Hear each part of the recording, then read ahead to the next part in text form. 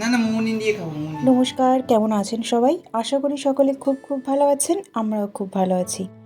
I am Rudrik চ্যানেলে আপনাদের সকলকে স্বাগত জানাই নতুন আরেকটি ব্লগে। আমি পল্লবী, রুদ্রিকের মা।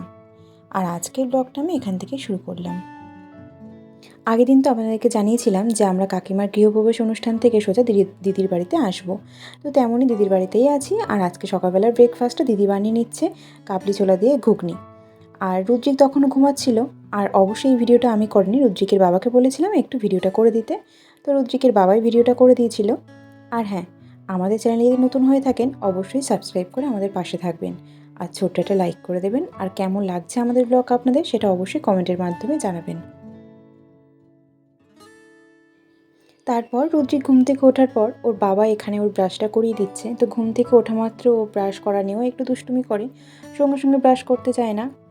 এটা ওটা বলে ওকে নানা রকমভাবে ভুলিয়ে রেখে তারপরে ব্রাশটা ওর হাতেই দিতে হয়। আর অনেক ছোটোবেলা থেকেই ওকে দাঁত মাজা ট্রেনিংটা আমি দিয়েছি সত্যি বলতে, কারণ তখন রুদ্রিকের দাঁতও ওঠেনি তার আগে থেকেই। সেই জন্য এখন মোটামুটিও দাঁত মাজাটা শিখে গেছে। আবার কখনো কখনো ভারী দুষ্টুমি করে, ওকে যে টুথপেস্টটা দিই সেটা খেয়ে নেয়, গিলে খেয়ে ফেলে, তারপরে দাঁতটা মাজে না, ব্রাশটা ফেলে দেয়। আবার মাঝে মাঝে দেখেছি গুড বয়ের মতন দাঁতটা মেজে নেয়। তো যাই হোক, ওইদিকে দিদির ঘুগনিটা রেডি হয়ে গেছিলো আর আমি রুদ্রিকে ওইদিকে ব্রেকফাস্টটা করিয়ে দিয়েছি। এখন আমি এই যে নিজের জন্য একটু ব্রেকফাস্ট করে নেবো। ব্রেকফাস্টটা ছিল দিদির বানানো ঘুগনি আর মুড়ি। কারণ আমাদের সকালবেলা উঠতে বেশ অনেকটাই দেরি হয়ে গেছিলো। দিদি অবশ্য বলছিল যে রুটি করবে, তো আমরাই বললাম রুটি করার কোনো দরকার নেই, ঘুগনি আর মুড়ি দিয়েই হয়ে যাবে। আর ঘুগনি মুড়িটা বেশ ভালোই লাগে, রুদ্রিকের বাবারও বেশ পছন্দের একটা জিনিস ঘুগনি মুড়ি। তো যাই হোক, এখানে বসে পড়েছে, আমি ওখানে খাচ্ছি। আর রুদ্রিকে তখন খাওয়া হয়ে গেছিলো। ওর পিপি একটু তরমুজ কেটেছিল, সেটাই ওর হাতে দিয়েছিলাম, কিন্তু সেটাও খাওয়ার থেকে ওটা নিয়ে ঘুরে বেড়াচ্ছিলো, বেশি দুষ্টুমি করছিল।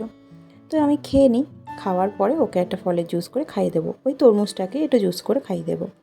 আর এমনিতে রুদ্রিক এখানে আসলে আর ওর মামার বাড়িতে গেলে, মানে আমার বাপের বাড়িতে গেলে এত পরিমাণে দুষ্টুমি করে না, তখন আমাকে খুব বেশি ভয় পায় না।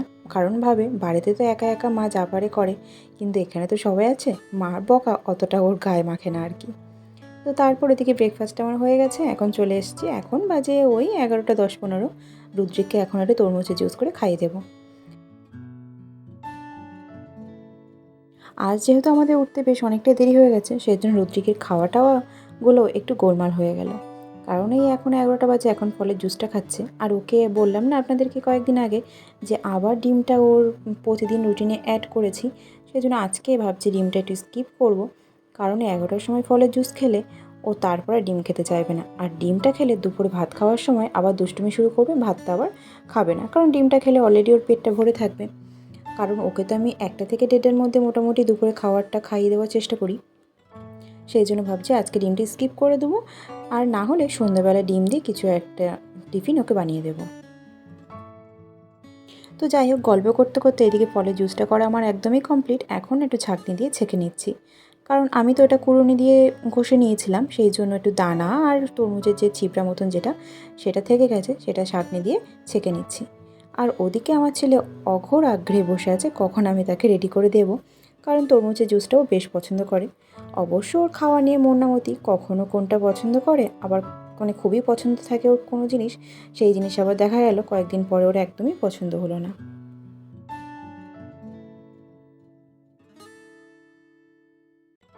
তারপর মাথায় চাপলো ভূত, ভাবলাম রুদ্রিকে আজকে ন্যাড়া করিয়ে দেবো। কারণ গরমের জন্য ওর মাথায় দেখলাম একটা দুটো দানা দানা মতন ঘামাচি বেরিয়েছে।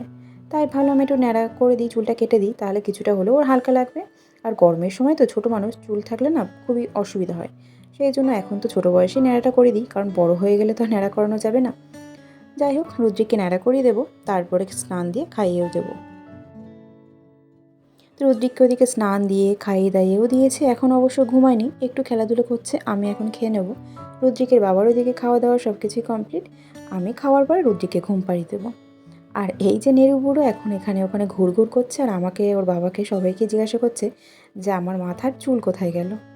তো প্রথমে তো অবশ্য অতটা বুঝিনি, তখন বেশ মজা করেই হাসতে হাসতেই চুলটা কেটে নিয়েছে, একটু দুষ্টুমি করেনি। বলো হ্যাপি মাদার্স ডে মাম্মা। হ্যাঁ, কি বললে তুমি আমাকে? হ্যাপি মাদার্স ডে মাম্মা।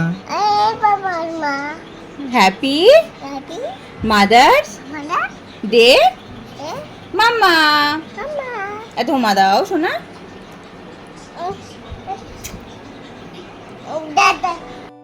তারপর এদিকে আমি আর দিদি দুজনে একসাথে বসে খাচ্ছি। ওইদিকে রুদ্রিকের ঠাম্মি, রুদ্রিকের বাবার সবারই খাওয়া দাওয়া কমপ্লিট। রুদ্রিকের বাবা এদিকে না বলেই ভিডিওটা বানানো শুরু করে দিয়েছে। তো এখন দেখি আর ভিডিও করার জন্য রুদ্রিকের বাবাকে খুব বেশি বলতে হয় না, ও ঠিকই বুঝে গেছে কখন কখন ভিডিও করতে হবে না হবে। তো যাই হোক, রুদ্রিক তখনও ঘুমায়নি, ও ঠাম্মির কাছে বায়না করেছে একটু সে গুঁড়ো দুধ খাবে। এখানে এসে বায়নার পরিমাণটা একটু বেশি হয় তার। তো এখানে এসে বসে বসে গুঁড়ো দুধ খাচ্ছে, আর বলা যায় সারা গা মাখছেও। বাড়িতে জানেন তো গুঁড়ো দুধ খাওয়ার জন্য খুব বেশি বায়না করে না, এমনকি দুধ তো রুদ্রিক পছন্দই করে না খুব বেশি, এমনকি খেতেও চায় না। মাঝে মধ্যে যখন খাওয়ায় তখন খুবই জোর করে ওকে খাওয়াতে হয় দুধ। ওই মোটামুটি রুদ্রিকের যখন 1 বছর বয়স হলো না, তারপর থেকে দেখি দুধটাও খুব বেশি খেতে পছন্দ করে না।